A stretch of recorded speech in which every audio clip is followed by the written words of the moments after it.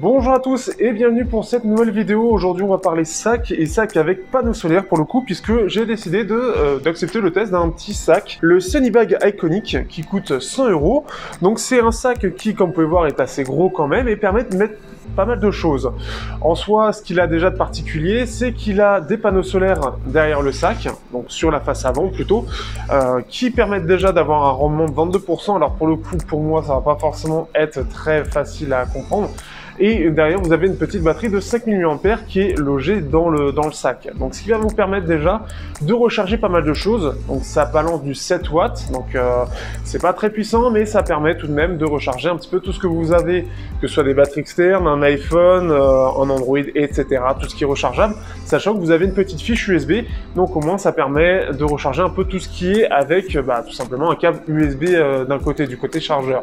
Donc, c'est déjà quelque chose qui est plutôt cool. Ensuite, on a aussi la particularité du fait que on a plein de compartiments. On va pouvoir mettre un PC de 17 pouces dedans. On va pouvoir mettre pas mal de choses, comme j'ai mis dans les plans.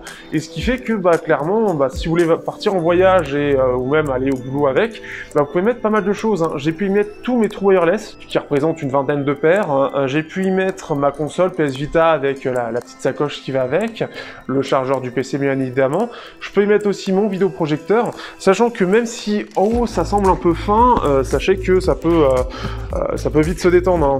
Vous avez dans tous les cas un sac qui est assez complet. Déjà, ce qui est bien, c'est d'avoir ce système de panneaux solaires qui va permettre de recharger un petit peu tout. Quand vous voulez un petit peu d'autonomie ou quand vous avez tendance à aller sur des soirées, des événements, etc. et que vous avez un peu peur pour votre batterie de votre téléphone, eh bien, vous avez le sac qui, dans la journée, vous le mettez à un endroit où il y a du soleil, ou même quand vous baladez pour aller à l'événement quand il fait encore jour, surtout là, l'été arrive, ça peut être plutôt cool parce que ça permet de donner un peu plus d'autonomie si jamais vous allez quelque part et que vous pensez que ça va être un peu plus long, vous n'avez pas de prise, etc.